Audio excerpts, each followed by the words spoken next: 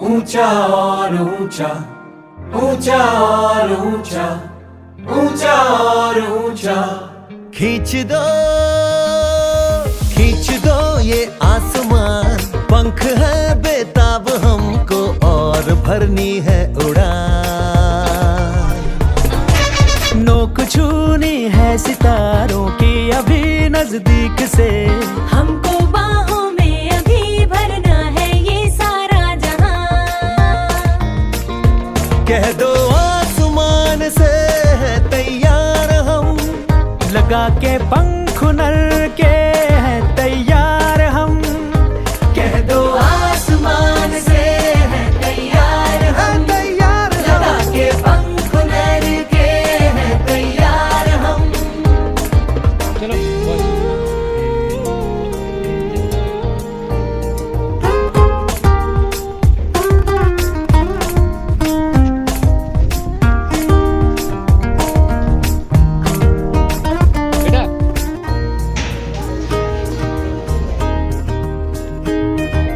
कैसे सो जाए वो आंखें जिनमें ख्वाब हैं, गुनगुना कर ही रहेंगे होठ जिनमें राग है। जग उठा है देश मेरा, अब नहीं रुकने का नाम। हो हुनर जिस पैर में उस चाल को कैसी थकान। कह दो मैं सबसे पहले तो स्टाफ मेंबर को जो प्रिंसिपल हैं हायर सेकेंडरी के उनका धन्यवाद करता हूँ। चिल्ड्रन ITI किश्तवाड़ एक जो आपका एक्सपोजर विजिट है इंडस्ट्रियल सेटअप के लिए, जो इंडस्ट्रियल ट्रेनिंग हम लोग कराते हैं या स्किल सेट्स जो बच्चों को अप्लाई करवाते हैं। हमारे पास दो तरह की ट्रेनिंग्स होती है। एक तो ये जो रेगुलर ट्रेनिंग हमारी है 6 महीने से लेकर 2 साल की होती है। इसमें डिफरेंट तरह के ट्रेड्स हैं, डिफरेंट क्वालिफिकेशंस हैं। मिडिल पास के हमारे पास बहुत से ट्रेड्स हैं जो सिर्फ मिडिल पास लोगों के लिए है। 10th बेसिस भी है, 12th बेसिस के भी कुछ ट्रेड्स हैं, स्पेसिफिक अलग क्वालिफिकेशन है गवर्नमेंट ऑफ इंडिया। अब चुनौती से कहो आओ हमें स्वीकार है। कोई इसका नाम है ड्राफ्ट्समैन सिविल। आपने शायद ही नाम उसका सुना होगा, बिकॉज अभी आप बहुत छोटे हो, तो मैं थोड़ा सा आपको एक्सप्लेन करने की कोशिश करूंगा, ठीक है। आपने इंजीनियर का नाम सुना है? Yes sir. क्या काम होता है इंजीनियर का? नहीं, स्केचेस बनाना वगैरह का काम। वही कंप्यूटर साइंस है, कोई कंप्यूटर रिलेटेड। मगर सिविल से आप ये नहीं समझ सकते कि कोई ये कौन सा काम है ना। असल में जो सिविल इंजीनियरिंग है वो किसके अंडर आती है? कंस्ट्रक्शन वर्क के अंदर। क्या काम में आती है? सिविल आ गया, सिविल का मतलब है कंस्ट्रक्शन, बट नाम तो अलग है ना। सिविल कंस्ट्रक्शन अलग अलग लग रहा है ना आपको। तो ये कैसे आया? आज से काफी टाइम पहले क्या होता है, महाराजा वगैरह का काम होता था, पता है ना। तो बनानी है, कहाँ पे ब्रिज बनाना है, ठीक है। लेकिन उसको बनाता कौन है? ड्राइंग पे कौन बनाता है? वो काम आता है किसका? ड्राफ्ट्समैन सिविल का, जो ये वाली ट्रेड है। देखो ये ट्रेड जो है ये 2 साल की ट्रेड है, और इसके लिए बिल्डिंग में आएगा। तो वो सब काम किसके अंडर होता है? एक ड्राफ्ट्समैन सिविल के अंदर होता है। समझ में आ गया आपको? बिल्कुल, मैंने ब्रीफ में बताया। कोई आपको इसका कोई क्वेश्चन इसके रिलेटेड कोई क्वेरी वगैरह है किसी को? कोई पूछ सकता है? जो ग्राउंड कहाँ है? बाहर है ना, इधर कहाँ है? बेटा ये इसी ITI का मॉडल ने काफी अप्रिशिएट किया। देखो अपने साइन उन्होंने यहाँ पे किए, काफी अप्रिशिएट किया बच्चों के बारे में कि बच्चों ने काफी कुछ सीखा। देखो यही बनाना कोई छोटी बात नहीं है ना। पूरा लेआउट तैयार किया है हमारी 90 डिग्री तक होता है। हम इसको जो है सेट करते हैं टेबल पे, ड्राइंग टेबल होता है और हमारे पास ड्राइंग शीट होता है। सेट जब करते हैं पूरी पैरेलल लाइन इससे हम खींच सकते हैं। अब हम थोड़ा सा इस प्रोजेक्ट के बारे में बताते हैं। जब हम पहले यहाँ आपको अंदर से ये पिस्टन नजर आ रहा है, जो आपने बोला था ये होते हैं 4 6 3 भी होते हैं, 2 भी, सिंगल भी, ये सिंगल वाला है। तो ये ट्रांसपेरेंट है, आपको बाहर से नजर आता है। जब ये मूव करेगा, अप डाउन करेंगे, अब यहाँ इंजन जब स्टार्ट होता है उसमें पावर कौन थी, वो पावर हम देते हैं। फिर ट्रांसमिशन को, ट्रांसमिशन से फिर रोड मील करते हैं तो गाड़ी मूव होती है। तभी इसको बोलते हैं ऑटोमोबाइल। 2 वर्ड से बना है, ऑटोमोबाइल यानी सेल्फ प्रोफिट, अपने ओन पावर से चलने वाला, इसको बोलते हैं ऑटोमोबाइल। ऐसे पूरा मॉडल इसमें दिया है। इंजन की पावर को हम ट्रांसमिट करेंगे गियरबॉक्स में, गियर में टार्क स्पीड इंक्रीज होती है, टार्क इंक्रीज होती है, फिर देते हैं हम आगे। यहाँ पर डिवाइड होती है, उसका नाम है डिफरेंशियल। डिवाइड करते हैं दो व्हीलों को, इंजन की पावर, जब ये दोनों व्हील रोल करते हैं रोड पर, गाड़ी चल पड़ती है। अब इसके बाकी सारे यूनिट पूरा इसमें नहीं है, जैसे इसमें गाड़ी रुकनी ऐसा ऑटोमोबाइल का प्राइमरी कंट्रोल बोलते हैं हम, प्राइमरी कंट्रोल टेक्निकल लैंग्वेज में प्राइमरी कंट्रोल जो होता है ब्रेक सिस्टम। अब इसमें मॉडल में आपको ब्रेक सिस्टम नहीं मिलेगा क्योंकि ये मॉडल है, बाकी चीज़ें इसमें सारी ट्रांसपेरेंट है, आप देख सकते हैं। मतलब जैसे लो ये चीज़ हमने इसी पर बनाई है, देखो इसके डिजाइन देखो, ये खुद बनाए गए हैं यहाँ। हैमर बनाया है, हैमर तो पता है ना आपको क्या होता है। इसमें आप ड्रिल करेंगे, एक हैंडल लगाएंगे, बन गया हैमर। लेकिन इसका ये डिज़ाइन, कटिंग, गोलाई झोलाई, ये सब हमने इसी पर किया, इसी लेकर ये भी इसी पर बना है। इसे किसी भी चीज़ को टर्निंग करनी है तो इस पर करते हैं, ड्रिलिंग भी करते हैं। ड्रिल पे डालने से फिर इसको आगे चलाते हैं। यूज होने वाली ये मशीन है। हाँ,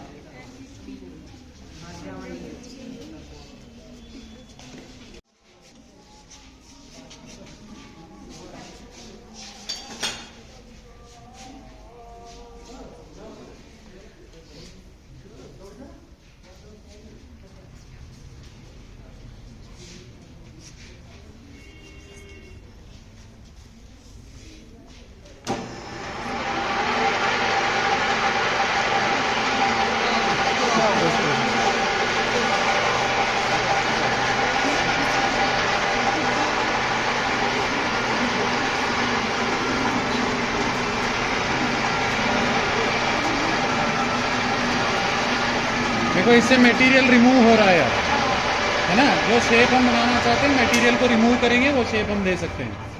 देखो कटिंग हो रही है ना, ये देखो चिप भी निकलते हैं, इसको काट। अब जो भी शेप हमने देनी वो हम यहाँ से इन पोस्ट से हम इसको कोई भी शेप दे सकते हैं। इसकी स्पीड कम भी कर सकते हैं, ज़्यादा भी। इसका गियरबॉक्स है छोटा सा, या अगर किसी चीज़ को थ्रेड बनाने, जैसे बोल्ट बनाना, उसके आगे थ्रेड होते हैं, वो थ्रेड भी हम इससे निकालते हैं। और ड्रिलिंग का भी मैंने बोला, चक, इसको बोलते हैं त्रिज्या चक। इसको आपको सेंटर करने की जरूरत नहीं, अपने आप ऑटोमेटिक आता है, ऑटोमेटिक। अब इससे बड़ा आता है, वो आता है फोर्जा। उसकी एक्यूरेसी सेंटर करने की बिल्कुल होनी चाहिए, बिल्कुल मतलब परफेक्ट होना चाहिए, भला वही कर सकता है। हाँ, स्टेट के बारे में बताएंगे थोड़ा। भाई ये computer operator programming assistant COPA की ट्रेड है, 1 ईयर का कोर्स है, एनसीवीटी बेस है, नेशनल काउंसिल वोकेशनल ट्रेनिंग। तो आप इस ट्रेड को after 10th, after 12th, after graduation कर सकते हो। जब भी आपका टाइम मिलेगा, कोई वैकेंट टाइम होगा आपका, आप इस ट्रेड को कर सकते हो। तो इस ट्रेड का आपको बहुत बेनिफिट है, मतलब किसी भी जॉब में अप्लाई करने के लिए, जैसे वर्क असिस्टेंट, जूनियर असिस्टेंट वगैरह के लिए आप इस ट्रेड का सर्टिफिकेट का यूज कर सकते हो। और भी कहीं हाई लेवल की पोस्टें जो होती हैं जिनमें कंप्यूटर बेस मांगा जाता है, तो उसके लिए भी अगर आपका ये सर्टिफिकेट होगी आपके पास, आप इसका अच्छे से यूज ले सकते हैं। तो ये आपकी चॉइस है। वैसे भी स्किल का आजकल ज्यादातर इम्पोर्टेंस है, एजुकेशन के साथ साथ स्किल का होना भी बहुत नीडेड है। तो आप इस ट्रेड को after college, after school level पे कर सकते हो। तो इसका 1 ईयर का कोर्स है, एनसीवीटी बेस है। एनसीवीटी मीन नेशनल लेवल पे आप ये ट्रेनिंग कहीं भी आपको काम आ सकती है। ये वाली सर्टिफिकेट एक एसटीवीटी लेवल का है, स्टेट काउंसिल वोकेशनल ट्रेनिंग, एक है हमारा एनसीवीटी। कुछ भी आप देख लो, घर में देख लो, आप स्कूल में देख लो, आप कॉलेज में देख लो, आप जो भी हमारा काम होता है, जो भी हमारी इंफॉर्मेशन बनती है, वो सारा अकॉर्डिंग टू मतलब कंप्यूटर बेस पे बनती है। मतलब कंप्यूटर ही हमारा मेन जो थिंग है, वो इस जमाने में काम आता है। यहाँ पे भी सब कंप्यूटर के साथ नेट कनेक्टिविटी है। इंजीनियरिंग ट्रेड है, हिंदी में इसको हम बोलते हैं सूचना संचार प्रणाली रख रखाव। इसमें हम क्या है, ये मल्टी ट्रेड है। इसमें आपको हार्डवेयर, सॉफ्टवेयर और बेसिक इलेक्ट्रिकल और बेसिक इलेक्ट्रॉनिक्स के बारे में बताया जाता है। अब मैं सिंपल एक पीसीबी लेती हूँ, that is printed circuit board. आपने देखा होगा कभी घरों में तो पीसीबी देखा होगा, इसमें कुछ कंपोनेंट्स भी लगे हैं, ठीक है। आपने कैपेसिटर्स पढ़ा है, रेजिस्टर्स पढ़ा है, ट्रांजिस्टर्स पढ़ा है, आपने देखे हैं कभी वो? अच्छा, रेजिस्टर्स हमें किस लिए यूज होते हैं? शाबाश। रेजिस्टर्स का क्या काम है? रेजिस्टर्स क्या होता है? Opposition to the flow of current. अब मुझे कोई बताएगा इसमें रेजिस्टर कहाँ पे लगा है? कंपोनेंट है, रेजिस्टर कहाँ पे लगा है? मुझे लग रहा है हर एक बच्चा बताना चाहिए इसमें। ये वाला हमारा जो है दैट इज रेजिस्टर। इस पे कुछ बैंड्स बने हैं। ये बैंड्स क्यों बने हैं? इस पे कलर कोड, लेकिन बने क्यों हैं इस पे? हर एक कंपोनेंट पे अपनी रेटिंग दी होती है। जैसे रेजिस्टर्स को हम किसमें मेजर करते हैं? ओम्स में मेजर करते हैं। ये इतना टाइनी है, इस पे हम इसकी रेटिंग नहीं दे सकते, इसलिए इसमें क्या ली है? Colour band. अब आपने तो कलर कोड पढ़ लिया, लेकिन एक और इसमें है, एक और तरीका है जिसमें इसको मैं फाइंड कर सकती हूँ इसका कितने ओम्स क्या है। दैट इज ए मल्टीमीटर, ठीक है। मल्टीमीटर में आप जब आपको रेजिस्टेंस आपने मेजर करना है तब आप इस नॉब को ओम्स में रखोगे। जब कैपेसिटर को मेजर करना है दैट इज फैरेड्स में रखोगे, या कितना। ऐसे हमारे पास एक और component that is an transistor, 3 legs वाला होता है। आपने देखा होगा एसी को डीसी में चेंज करना, कोई चीज हमें एम्पलीफाई करनी होती है, बढ़ाना होता है, उनमें हमारे कंपोनेंट्स लगते हैं। That is an electronics parts में बता रही हूँ कि हम यहाँ पे इन कंपोनेंट्स के बारे में आपको अच्छे से बताते हैं, सिखाते हैं ये कहाँ पे लगते हैं। और इसको हम अगर पीसीबी पे हमें इसको इंस्टॉल करना होता है तो हमारे पास कंपोनेंट्स अवेलेबल हमारे पास क्या है? For example that is a soldering iron.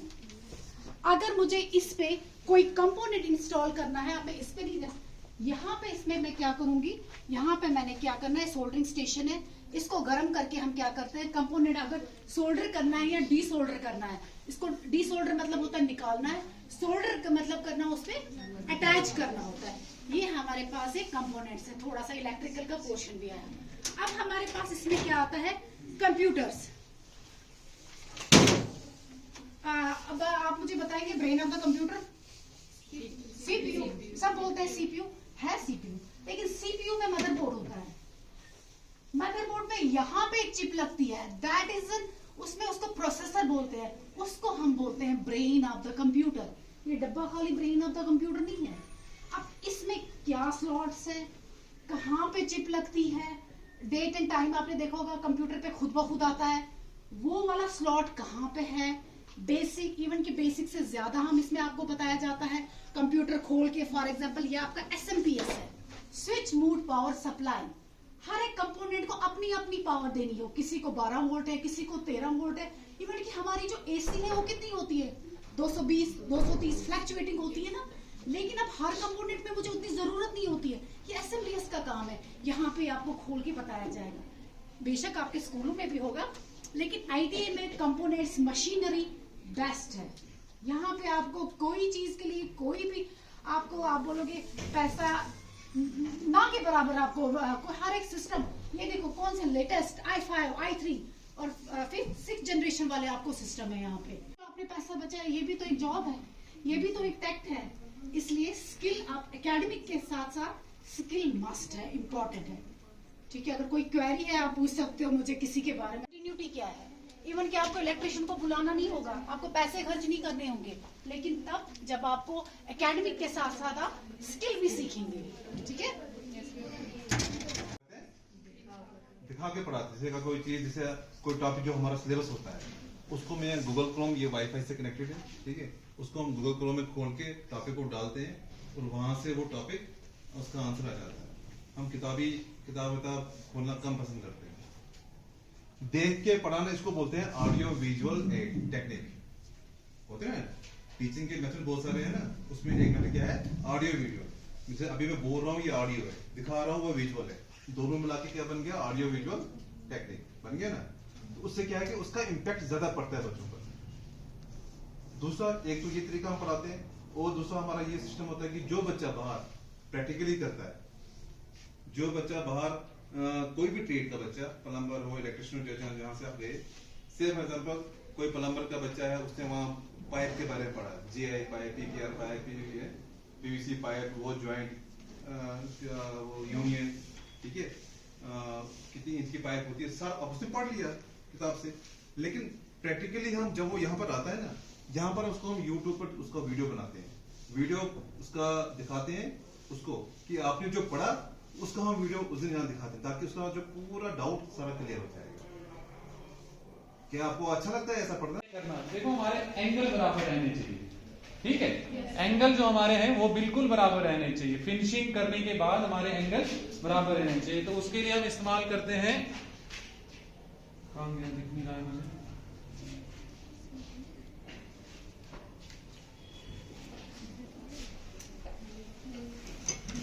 इसका, ठीक है। इससे क्या करते हैं हम जॉब को वहां में निकाल के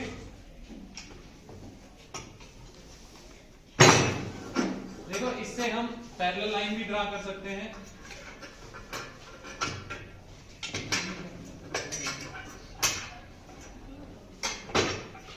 देखो फिर क्या करते हैं हम ये 90 डिग्री पे चेक करते हैं, ठीक है। देखो अगर तो ये बिल्कुल अच्छे से फिनिश हुआ होगा, इसकी सरफेस अगर फ्लैट होगी बिल्कुल, तो हम क्या करेंगे, यहाँ पे जब चेक करेंगे ये ऊपर नीचे नहीं रहना चाहिए, गैप नहीं आना चाहिए यहाँ पे, ठीक है। तो इसीलिए क्या की जाती है, वहां में फिनिशिंग करते हैं। वो को भी सेम बोला, वही आपको बोल दूंगा। ये हमारे पास जो है वो कोर ट्रेड है, क्यों? इलेक्ट्रिशियन पे मैक्सिमम चीज डिपेंडेंट है ना। मैक्सिमम चीजें जो हमारे घर में है, चाहे इंडस्ट्रीज में है, चाहे आपके स्कूल में है, चाहे यहाँ पे, मैक्सिमम किस पे डिपेंडेंट है? इलेक्ट्रिक, ठीक है। इसलिए हम इसको कहेंगे ये कोर ट्रेड, यही main trade, one of the main trade, ठीक है, जो हमारे लिए बहुत जरूरत है, ठीक है। उसके बाद आपने पढ़ा होगा इलेक्ट्रिसिटी, ठीक है। यहाँ पे हम बच्चों को क्या क्या सिखाते हैं उसके बारे में, फिटिंग वगैरह, बिजली की फिटिंग, मोटर, अगर आपके पास कोई भी चीज जो इलेक्ट्रिसिटी से लेने देनी है, जो भी वहाँ पे खराब हो जाएगी वो यहाँ पे हम बच्चों को ठीक कराना सिखाते हैं, ठीक है। उसके अलावा आपने पढ़ा होगा इलेक्ट्रिसिटी क्या होती है, क्या होता है इलेक्ट्रिसिटी? आपका इलेक्ट्रॉनिक्स है ना, इलेक्ट्रॉनिक्स में मेन चीज क्या है? फ्लो ऑफ करंट की डेफिनेशन,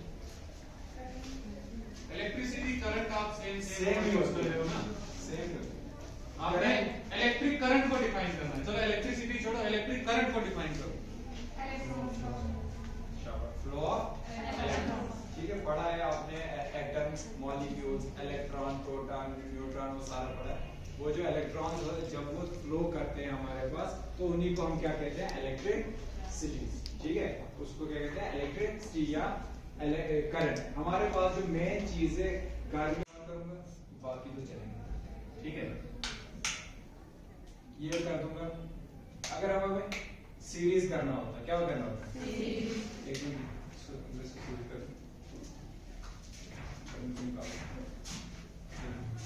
सीरीज का भी करते हैं। वोल्टमीटर ये है एमीटर, ठीक है। अगर हमारे पास दो तरह की करंट होती है, एसी और डीसी, क्या होता है? अगर हमें यहाँ पे इस बोर्ड को आती है एसी करंट, कौन सी आती है? अगर मुझे अब डीसी बनानी होगी, यहीं से किससे बना सकते हैं? With the help of diodes, पढ़ा है? देखो यहाँ पे लगे हुए, इसको पीछे से कनेक्ट करके यहाँ पे लगे, ठीक है। यहाँ पे देखो माइनस प्लस, यहाँ से जो है, यहाँ से हम एसी को किसमें बनाते हैं? डीसी। फिर जाके वो सप्लाई जहां भी हमें डीसी की जरूरत है वहां पे हम उसको कन्वर्ट कर सकते हैं, ठीक है। उसके अलावा यहाँ पे एमजी सेट होता है, क्या है एमजी सेट? का मतलब है मोटर जनरेटर। ये एक ऐसी चीज है जैसे हमारे पास ये वाला सेट जो है ना, ये हमारे पास मोटर जनरेटर, मतलब अगर हम इसको जनरेटर ऐसे यूज करना है तो मोटर को सप्लाई देनी है। मोटर क्या होता है? जो इलेक्ट्रिकल एनर्जी को मैकेनिकल एनर्जी में कन्वर्ट करता है। जनरेटर क्या होता है?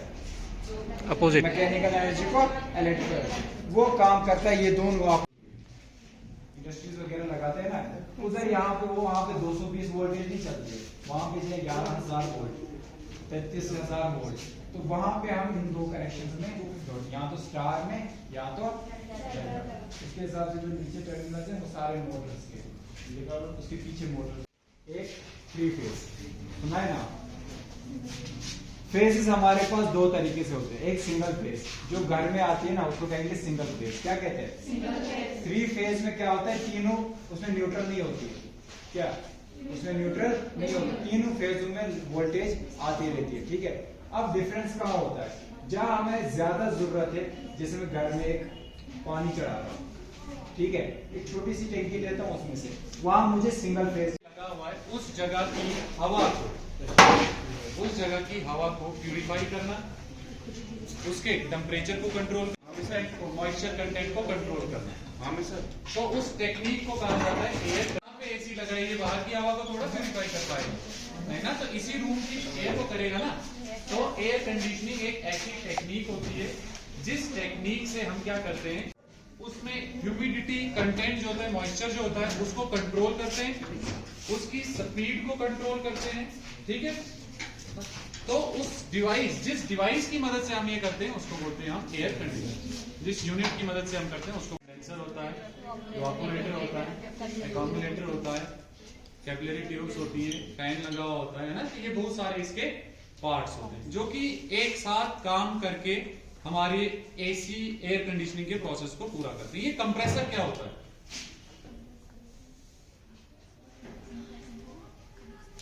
हो गया? बस ठीक है, आ रहे हैं, बस थोड़ा सा। कंप्रेस करना क्या होता है? किसी चीज के एरिया को रिड्यूस करना या उसके मॉलिक्यूल्स को पास करना, है ना? तो कंप्रेसर में हमारे पास एक अरेंजमेंट लगा हुआ होता है जिसको हम पिस्टन सिलेंडर अरेंजमेंट बोलते हैं। पिस्टन सिलेंडर अरेंजमेंट, जैसे आपने सिरिंज देखी है सुई लगाने वाली, है ना? उसका जो बाहर का पार्ट होता है जिसके अंदर वो हम जिससे प्रेशर लगा, तो बोर्ड पे डायग्राम बना के देता है, यही पार्ट आपको वहां पे दिखा देता है, ठीक है? Compressor, condenser, evaporator, capillary tube और इसका जो मोटर लगा हुआ है एक्यूमुलेटर, इसमें सारे पार्ट्स लगे हुए होते हैं, ठीक है? मेन काम एयर कंडीशनर का क्या होता है? किसी पर्टिकुलर, किसी स्पेसिफिक एरिया की हवा को क्या करना? प्यूरिफाई करना, ठीक है? प्यूरिफाई करने का तरीका क्या है? देखो, जब तक हमारे सिस्टम में रेफ्रिजरेंट नहीं होगा, अगर रेफ्रिजरेंट नहीं है काम भी नहीं होगा, ठीक है? अगर रेफ्रिजरेंट नहीं लगा हुआ होगा हमारा काम बिल्कुल भी नहीं हो पाएगा, ठीक है? अब ये जो सारे के सारे यूनिट से ये एक साथ मिलके काम करते हैं, ठीक है? सबसे पहले हमारे पास जो कंप्रेसर में होता है रेफ्रिजरेंट आता है, ठीक है? किसमें? कंप्रेसर में रेफ्रिजरेंट आता है, ठीक है? अब जब वो वहां पे हमारे पास आता है, वहां पे वेपर फॉर्म में आता है। कौन सी फॉर्म में? वेपर फॉर्म पता है ना सबको क्या होता है? जो गैसियस फॉर्म होती है, ठीक है? कौन सी फॉर्म होती है? Gaseous form. वहां पे जब वो आता है तो हमारा जो कंप्रेसर होता है उसका पिस्टन सिलेंडर मूव कर रहा होता है। वो मोटर मैकेनिक के पास खुला हुआ कंप्रेसर है ना? खुला हुआ कंप्रेसर। तो वहां पे रेफ्रिजरेंट पता है सबको क्या चीज होती है? रेफ्रिजरेंट क्या होती है बताओ? मधु।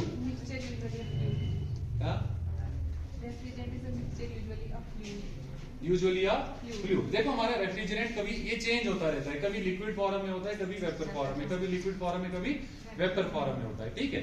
हमारा वर्किंग जो है, याद रखोगे, एसी की वर्किंग होती है वेपर कंप्रेशन रेफ्रिजरेशन सिस्टम की मदद से या साइकिल की मदद से। तो जब वो कंप्रेसर में आता है, हमारा piston up and down move करता है, रेफ्रिजरेंट उसमें जाता है तो उसको प्रेस करता है, मतलब कंप्रेस करता है, जिससे कि हमारे रेफ्रिजरेंट का टेम्परेचर और प्रेशर जो है दोनों चीजें क्या हो जाती है? इंक्रीज हो जाती है, बढ़ जाती है, ठीक है? फिर वो वहीं से निकल के किसमें जाता है?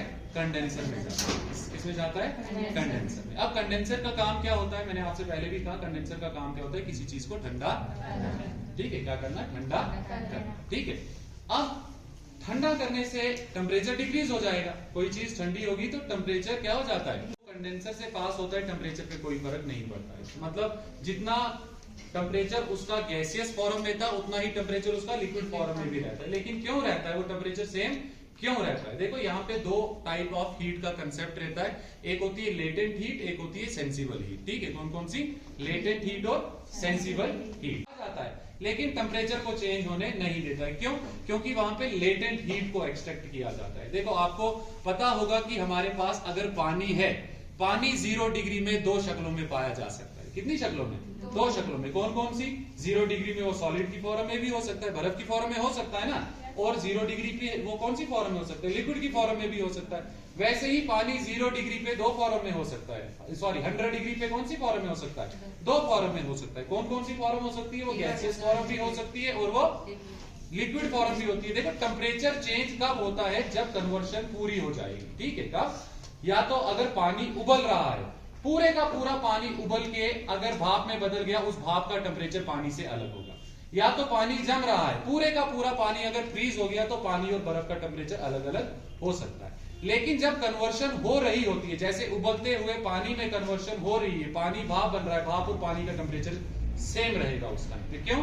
क्योंकि उस टाइम पे जो हीट ऐड होती है या जो हीट रिमूव की जाती है उस हीट को बोलते हैं लेटेंट हीट। क्या बोलते हैं? Latent heat. देखो मैं आपको कंडेंसर का काम सिखा के आगे क्या लगा होता है? फैन लगा होता है। ठीक है, इसके आगे क्या लगा होगा? फैन लगा होगा। ये इसका कंप्रेसर है, ठीक है, इसके अंदर पिस्टन और सिलेंडर लगा हुआ होगा। वही क्या करेगा? कंप्रेस करेगा गैसेस को, रेफ्रिजरेंट को कंप्रेस करेगा। अब इसके अंदर कैसे दिखाऊं? ये इसकी पाइपिंग वगैरह जो है, कैपिलरी ट्यूब जो आप बोलते हो, ठीक है, वो इसके बाकी सिस्टम इसके अंदर भी लगा है। ठीक है, तो इसी से क्या निकलती है हमारे पास? कंप्रेसर से वो मतलब कंप्रेस होके बाहर निकलती है। अंदर इसके कंडेंसर जो पाइपिंग लगी हुई होती है, ऐसी पाइपिंग इसके अंदर लगी हुई होगी, यहाँ से भी, ठीक है, वो लगी हुई होगी। और इसके आगे क्या लगा होगा? इवापोरेटर लगा हुआ होगा। ठीक है, अब जब कंडेंसर से वहां हवा जाएगी, ठीक है, क्या कंडेंसर से आगे जब हवा जाएगी, उस हवा का टेम्परेचर और बाहर की हवा के टेम्परेचर में फर्क क्या होगा? बाहर की हवा के टेम्परेचर में क्या होगा? फर्क। हमारी जो इसके अंदर की हवा होगी ठंडी हवा होगी। क्या करेगी? ठंडी हवा होगी। ठीक है, वो क्या करेगी? बाहर की हवा का जो टेम्परेचर, देखो आपने एक लॉ पढ़ा होगा, डिफ्यूजन का लॉ पढ़ा होगा आपने, ठीक है। डिफ्यूजन का लॉ हमें क्या बोलता है कि चीजों की मूवमेंट हमेशा होती है हायर कंसेंट्रेशन से लोअर कंसेंट्रेशन की तरफ। ठीक है, अब जब यहाँ की हवा क्या होगी? ठंडी हवा होगी, बाहर की हवा क्या होगी?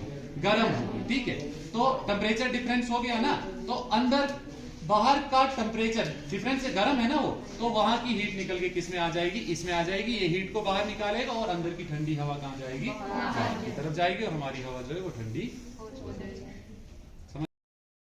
ऊंचा और ऊंचा, ऊंचा और ऊंचा, ऊंचा और ऊंचा, खींच दो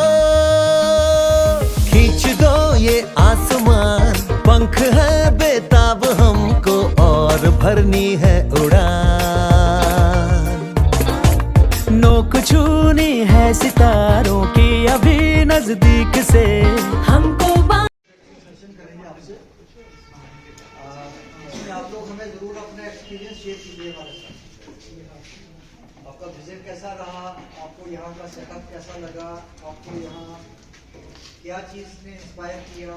क्या आपको पहले से मालूम था या नहीं मालूम था? आप बाहर जाके अपने फील्ड में जहाँ जाएंगे, अपने एरिया में जाएंगे, आप ITI के बारे में क्या इंटरप्रिटेशन देंगे? मैं चाहूँगा आप हमारे साथ थोड़ा इंटरेक्शन, हर एक बच्चा खुल के हमारे साथ इंटरेक्शन जरूर करे, क्योंकि अभी आप ये सर भी तारीफ कर रहे थे कि ये सबसे बेस्ट हायर सेकेंडरी में से एक है। यहाँ का एजुकेशन स्टैंडर्ड बहुत अच्छा है, यहाँ कोई बाहर की इंटरफेरेंस नहीं होती है। आई डोंट नो कितना ये आपकी इंटरेक्शन से ज़्यादा मालूम होगा। तो मैं चाहूँगा कि आप लोग अपना नाम बताएं। ये हायर सेकेंडरी से आए हैं और ये हमारे ITI जहाँ पे आप किश्तवाड़ आए हो, इसका रेफरेंशियल नंबर बताएं। Let's start from somewhere. Who is the volunteer? My name is Imtiaz Ahmed. I am from Palmar. And I am from Government Higher Secondary School, Palmar. But today जब हम यहाँ पर आए तो पहले हमें पता नहीं था कि कितना होता है यहाँ पर, मतलब कितना होगा। ITI में ऐसे लोग बोलते हैं ITI में जाएंगे, ट्रेनिंग करेंगे, उतना पता नहीं था हमें कि ITI में क्या होता है। हमें इतना पता ही नहीं था कि कितनी ट्रेनिंग्स, कितने ट्रेड हैं इसमें। हम ऐसे ही सोचते थे, जाते हैं, करते हैं। लेकिन जब आज हम आए तो हमें ये पता चला कि कौन कौन सी ट्रेड, किस किस फील्ड में हम आगे जा सकते हैं। आज हम अगर 5 किताबों से ही हमें पूरी एजुकेशन नहीं मिल सकती है। अगर उनके बावजूद भी हम कुछ करना चाहें तो हम ITI के दौर में आके उसके तो सर हमें ज़्यादा तो कुछ नहीं पता इसके बारे में, लेकिन इतना मालूम है अगर इस फील्ड में कोई आ जाए तो कभी नाकामयाब नहीं होगा। छवि और कोई वॉलंटियर? छवि खड़े किसी का नाम लिए हुए आप में से मैं चाहता हूँ हर एक कैंडिडेट खड़ा होना चाहिए, हर एक कैंडिडेट को बताना चाहिए। वन बाय वन सारे बोलो। जो आपने फीडबैक लिया है, जो आपको यहाँ नजर आया है, ये इन्होंने कहा है, आप लोग भी हमें बताइए।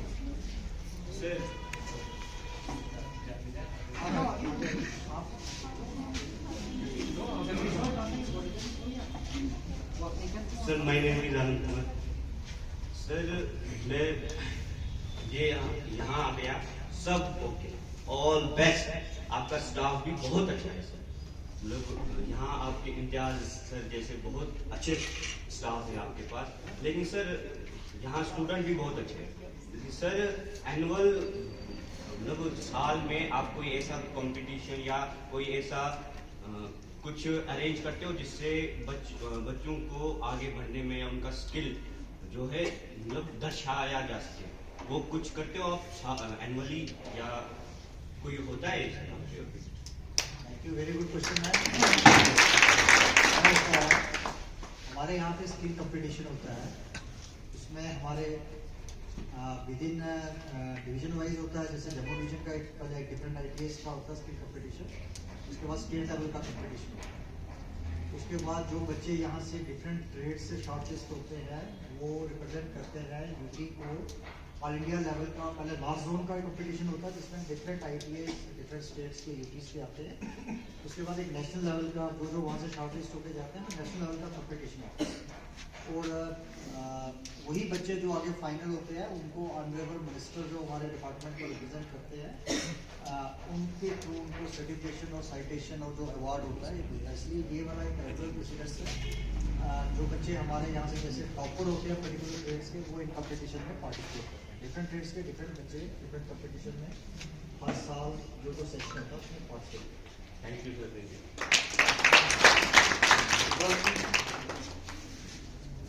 आप में से कोई वॉलंटियर है? आप सबको बोलना है। देखें क्या है हमारा मेन फोकस ITA में आप लोगों के साथ इंटरेक्शन करने का यही है कि गवर्नमेंट चाहती है कि मैक्सिमम फीमेल कैंडिडेट्स हैं वो एनरोल हो। हम आपकी एनरोल पोजीशन बढ़ाना चाहते हैं। ITA में ऑलरेडी 150 के करीब लड़कियाँ पढ़ती हैं डिफरेंट ट्रेड्स में, तो हम चाहते हैं कि हमारी ऑप्टिमम यूटिलाइजेशन मैक्सिमम बच्चे यहाँ आए और फीमेल कैंडिडेट्स ज़्यादा से ज़्यादा हिस्सा लें, क्योंकि आप लोगों को ज़्यादा एम्पावरमेंट की ज़रूरत है। ठीक है sir, first of all good afternoon to all of you. Sir, myself Rohan Raina, I read in class 10 in government high secondary school Parmar. Sir, ITI के नाम मैंने पहले कई बार सुना था, लेकिन मुझे लगता था कि बच्चे हमारे गांव से भी बड़े बच्चे आए हैं, लेकिन मुझे लगता था ये खाली टाइम पास के लिए है। Sir, thank you for giving this opportunity जो आपने अथराइज किया हमें यहाँ आने का, कि और ग्रेट यहाँ पे एडमिट रहा जो भी हमने विजिट किया यहाँ पे। सर, मुझे लगता है पहले कोई टाइम पास के लिए है इसे, लेकिन जब मैं आज आया तो मेरा जो थिंकिंग थी वो बिल्कुल चेंज होगी कि यहाँ पर अगर कोई मन लगा के यहाँ पर सीखेगा तो उसे कामयाब होने से कोई नहीं रोक पाएगा, क्योंकि यहाँ पर हमें अच्छे खासे ट्रेड्स हैं। जैसे आपने कहा 18 से 25 ट्रेड्स, जो अपना मन लगा कर यहाँ पर सीखेगा उससे हमें मतलब की प्रगति आराम से चल सकता है, वो हो सकता है, कुछ बन सकता है, कुछ नहीं। तो थैंक यू। और कोई आप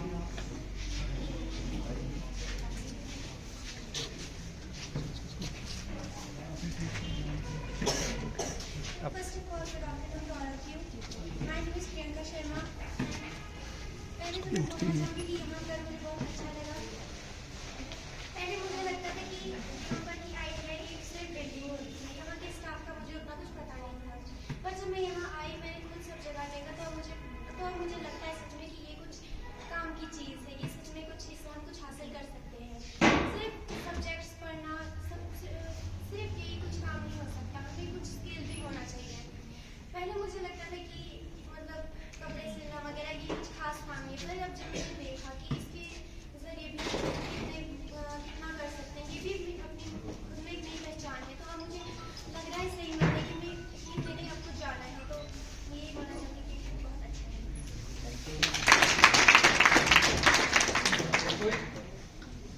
मैं एक स्पेसिफिक आप लोगों से कमेंट सुनना चाहता हूँ कि जब आप ITA एंटर कर रहे थे और जब आप यहाँ से बाहर जा रहे हो तो क्या डिफरेंस आपने महसूस किया? ये मैं स्पेसिफिक कमेंट्स किसी से सुनना चाहता हूँ। जब आप एंटर कर रहे थे तो आपके माइंड में क्या था? आप क्या सोच रहे थे कि कहाँ जा रहे हो? आ जाओ आगे, नजदीक रखना माइक, क्लोज ले लेना। Good morning all of you, good afternoon. तो हम सुबह यहाँ के लिए आ रहे थे, हमें नहीं पता था ITI का इंटीरियर कैसा है कैसा नहीं। और जब हमने यहाँ आके हर एक ट्रेड में विज़िट किया, बस हर एक ट्रेड में ही विज़िट किया हमने, तो हमने जो भी मशीन्स देखी, हमने नीचे कारपेंटर ट्रेड, वेल्डर ट्रेड और भी बहुत सारे ट्रेड्स में हम गए और हमें आज तक नहीं पता था कि ये मशीनें क्या हैं, इनका क्या काम है क्या नहीं। और जब हम अब इस वक्त हमें ये पता चल गया है कि स्किल्स हमारे लिए कितने ज़रूरी हैं।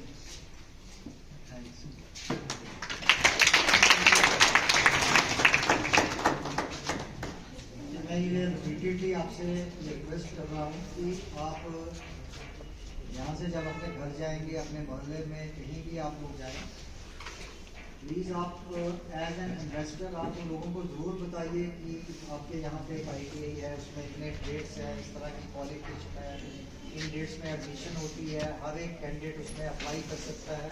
क्योंकि जिन जगह जैसे एरियाज में आप रहते हो हर जगह हम लोग नहीं पहुँच पाएंगे। हर एक आदमी को इतनी नॉलेज नहीं होती है कि बहुत से बच्चे होंगे जिनको ये मालूम ही नहीं है कि सच में कितने ट्रेड्स चल रहे हैं। तो आप वहाँ जाके अपने सबसे बड़ी बात ITI में आपको बता दूँ कि यहाँ पे 14 साल से मिनिमम एज है, उसके ऊपर अपना एज कोई नहीं है। तो कोई भी आदमी किसी भी एज ग्रुप में, चाहे आपकी बड़े हैं घरों में, वो एडमिशन ले सकते हैं। डिफरेंट ट्रेड्स हैं, डिफरेंट क्वालिफिकेशन है, 8th पास बहुत से, मिडिल पास बहुत से ट्रेड्स हैं, 10th और 12th के भी ट्रेड्स हैं। और हर ट्रेड में कुछ एक्सक्लूसिवली गर्ल्स के लिए ट्रेड्स हैं, या खास आप लोगों ने वुमेन विंग शायद आपने विजिट भी किया होगा, वहाँ पे एक्सक्लूसिवली गर्ल्स के लिए ट्रेड्स हैं। तो मैं चाहूँगा कि एक तो आप लोग अपने एरिया में जाके हमारे ITIs के बारे में बताइए, और आप लोग भी जैसे अपने पास आउट होते हैं, चाहे 10th 12th जिस क्लास में आप होते हो, आप अपना जो फ्यूचर के बारे में जो कुछ आप सोच रहे हो, तो ITI के ऑप्शन को भी अपने माइंड में लेके चलिए। आज की डेट में ITI की स्कॉड में 80 से 100 ग्रेजुएट बच्चे पढ़ते हैं। हाईली क्वालिफाइड बच्चे यहाँ पे हैं, कोई डिग्री होल्डर भी है, कोई डिप्लोमा होल्डर भी है। तो आप समझ सकते हो कि अकेडमिक क्वालिफिकेशन लेने से लोग प्रेफर कर रहे हैं। और अब जब हम बच्चों को फीडबैक देते हैं तो वो इसलिए करते हैं कि क्योंकि लैक ऑफ नॉलेज नहीं थी, अवेयरनेस नहीं थी, दैट्स व्हाई ग्रेजुएशन लेवल की तरफ चले गए। या बहुत से बच्चे ऐसे होते हैं जो जैसे 10th या 12th में फेल हो जाते हैं, तो वो इस ऑप्शन पर रिजल्ट करते हैं कि साल बचाने के लिए ITI में चला जाए। लेकिन आज के डेट में वैसा कोई भी सिनारियो नहीं है। हमारे पास 100% एडमिशन की ऑक्यूपेंसी है, हमारे पास कोई सीट खाली नहीं जाती। और मैंने जैसे पहले भी ब्रीफ किया, हमारा मेरिट बहुत हाई जाता है। अगर आप सोचें कि हम आपको प्लीज कर रहे हैं कि आप ITI में आइए, यहाँ सीटें खाली है, हम आपका इंतजार कर रहे हैं, तो वो आप गलत फहमी अपने वहाँ से हटा दीजिए। 100% एडमिशन यहाँ रहती है और बड़ा अच्छा मेरिट जाता है। और हम कोशिश करते हैं कि एक अच्छी क्वालिटी एजुकेशन आपको प्रोवाइड की जाए। तो हमारे पास जो सरकार का जो फैसिलिटीज़ हैं, हम कोशिश करते हैं कि उसका फुल यूटिलाइजेशन। आप में से कोई और वॉलंटियर कुछ कहना चाहता है? मैं फीमेल कैंडिडेट से न्यूज़ लेना चाहता हूँ। हमारा मेन फोकस है कि उनकी हम एनरोलमेंट बढ़ाएं। एज ए गर्ल कैंडिडेट आप ये हमें बताइए कि आप लोग क्या फैसिलिटी चाहते हो यहाँ से, ताकि आपके घर वाले आपको यहाँ पे भेज सकें। कोई ऐसा स्टूडेंट है आपके जो कुछ हमारे साथ शेयर करना चाहते हैं? हाँ, इंस्टेड ऑफ किसी का नाम लेने के लिए मैं चाहता हूँ वॉलंटियरली हर कैंडिडेट को कुछ ना कुछ बोलना चाहिए। जिसको बोलना है तो वो तक ये वाला इसका स्टेट में भी दो बार स्टेट लेवल पर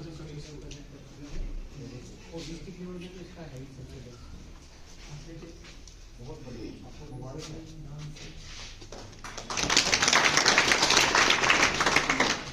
सर मेरा नाम ज्योति है, मैं गवर्नमेंट यूनिवर्सिटी में 10th क्लास में पढ़ती हूँ। सर जब हम वहाँ पे हम स्किल्स के बारे में करते थे, तो वहाँ पे हमको सिर्फ पता था कि स्किल्स होता क्या है, लेकिन हमारे पास सिर्फ आपको 2 सब्जेक्ट थे, ऑटोमोबाइल्स और इलेक्ट्रॉनिक्स। हम सोचे कि बस ऑटोमोबाइल्स में गाड़ियों के बारे में करना है और इलेक्ट्रॉनिक्स के बारे में हार्डवेयर इसके बारे में करना है। लेकिन हम यहाँ पर आए, हमने अनलिमिटेड स्किल्स यहाँ पर देखे और हमने यहाँ पर पे बहुत अच्छा लगा। मैं ऑटोमोबाइल्स की स्टूडेंट हूँ। जब मैं ऑटोमोबाइल लेने निकली थी तो मुझे बहुत अच्छा लगा वहाँ पे जाके, और फिर खाना भी बहुत अच्छा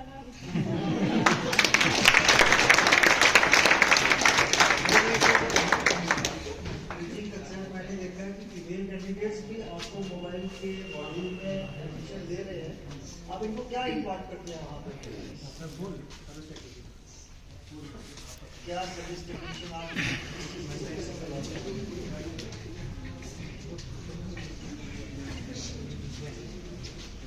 सर हमारे स्कूल में मोबाइल और इलेक्ट्रॉनिक ऑटोमोबाइल में बच्चों को ऑटोमोबाइल के बारे में सब कुछ है। उसके ऑटोमोबाइल के मेंटेनेंस के बारे में, उसके कूलिंग सिस्टम के बारे में, उसके डिज़ाइन के बारे में। 11th में को ड्राइंग भी है, इंजीनियरिंग ड्राइंग है, वहाँ डिज़ाइन के बारे में भी सिखाते हैं। तो जो जॉब रोल है मेंटेनेंस का, एक सर्विस टेक्नीशियन का जो उनका है वो लेवल इनके 4 M1 M2 M3 12। तो इस तरह कंप्लीट है। आप मुझे ये बताएं कि आपने इनको फीमेल कैंडिडेट्स को कैसे एनकरेज किया है कि they should go for this sector? Automobile sector पहले मेल डोमिनेटेड माना जाता है। क्या ये डांगरी पहन के और गाड़ी के नीचे वो करके सर्विसिंग करने के लिए shown then the way? Sir ये सर इन्होंने खुद ही वॉलंटरी ये चूज किया कि कल्पना चावला से ये इंस्पायर है कि हम जो है हर फील्ड में जाना चाहते हैं।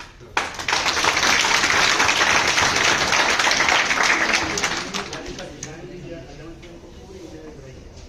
अभी उन्होंने ड्राफ्टर देखा नहीं कर रहा।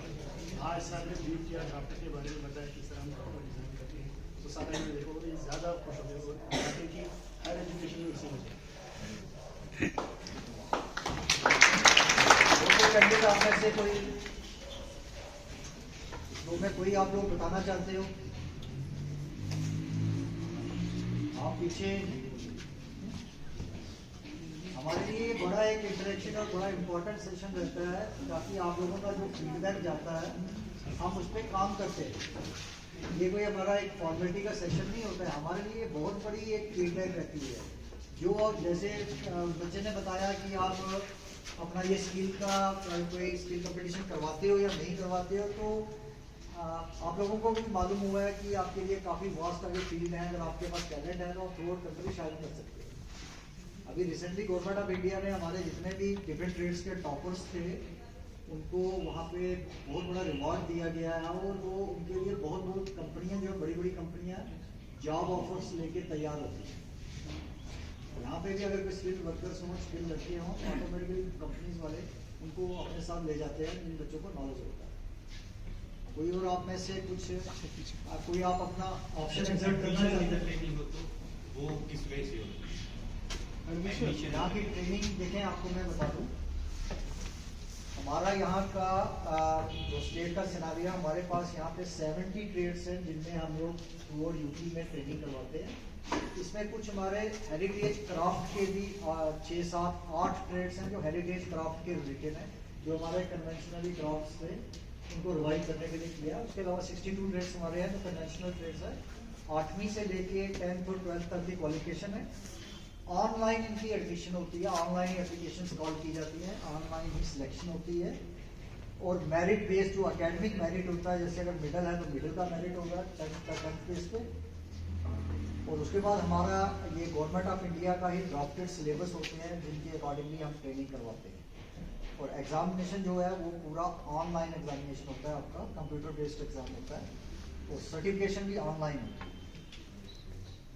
सर इसमें अगर कोई बच्चा करना चाहे पूरी ट्रेनिंग तो खर्चा कितना लगता है? अगर बोल दे तो मनी कितनी लगती है? मैं आपको ये बताता हूँ, ये क्योंकि गवर्नमेंट इंस्टीट्यूट है, आप लोग इस बात को ध्यान से सुन लीजिए कि गवर्नमेंट इंस्टीट्यूट है, इसमें हमारा जो फीस स्ट्रक्चर है 2 तरह का होता है। एक तो हमारी जो नॉर्मल सीट्स होती हैं, नॉर्मल मेरिट वाइज जो सीट्स होती है, उसमें हमारा फीस स्ट्रक्चर 450 से 500 रुपया है पूरे साल। ये आप ध्यान से सुन लीजिए। जो नॉर्मल सीट्स हैं हमारे पास, जो नॉर्मल ट्रेड्स चल रहे हैं, 450, 400 से 500 रुपये के बीच में उनकी पूरी साल की फीस है। और कुछ ट्रेड हमारे सेल्फ फाइनेंस बेस पे चल रहे हैं, जिसमें हमने बच्चों से ही फीस लेके उन्हीं से मटेरियल भी खरीदना और उन्हीं से जो इंस्ट्रक्टर बनाएंगे वो सैलरी देते हैं। जो 1 ईयर का है उसका 6,400 रुपया फीस है, 6,500 रुपया अदर, और 2 साल के लिए 12,500 रुपया फीस है। वो है पेमेंट सीट्स का जो हमारा सेल्फ फाइनेंस बेस पर ट्रेड्स करते हैं। लेकिन जो नॉर्मल ट्रेड्स है, नॉर्मल ट्रेड्स में 400 से 500 रुपया वन टाइम फीस है।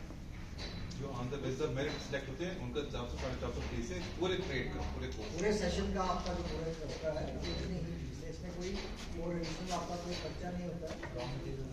रॉ मटेरियल भी आपको हमारे तरफ से मिलेगा। और कोई और में से कहना चाहता है कुछ?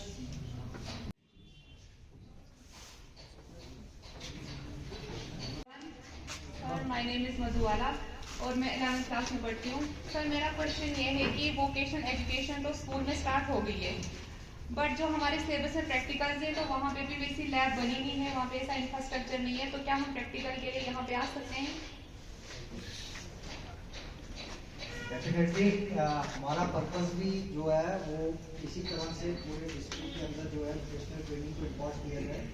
हम अपनी पूरी सपोर्ट एक्सटेंड करेंगे आप लोगों के लिए। अगर आप लोग यहाँ पे प्रैक्टिकल ट्रेनिंग के लिए आना चाहते हैं, आपकी जो स्कूल मैनेजमेंट है वो हमसे राइटिंग में अप्रोच करे और हमारे साथ टाइम स्लॉट हम फिक्स करेंगे जिस टाइम में हम आपको अलाउ कर सकते हैं।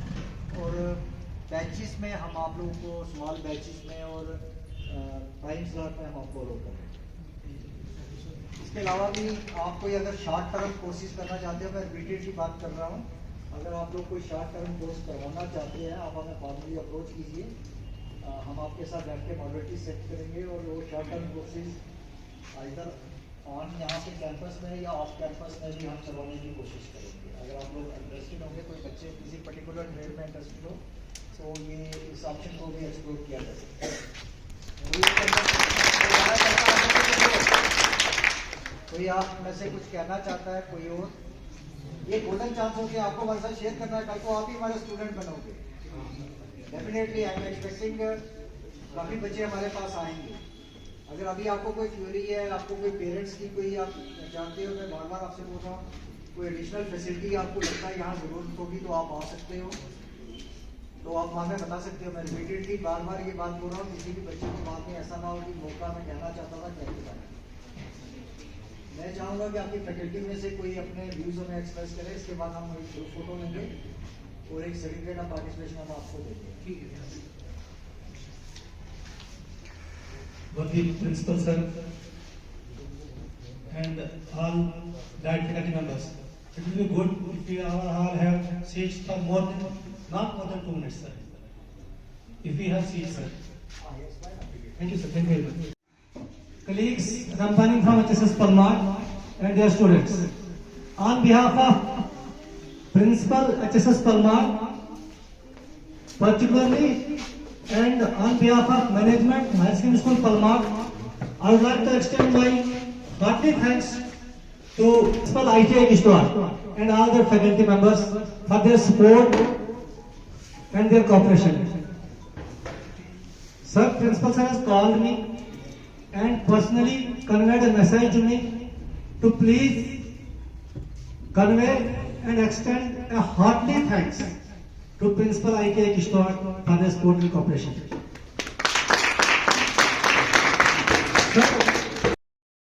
ऊंचा और ऊंचा, ऊंचा और ऊंचा, ऊंचा और ऊंचा, खींच दो ये आसमान, पंख है बेताब हमको और भरनी है उड़ान। नोक छूनी है सितारों की अभी नजदीक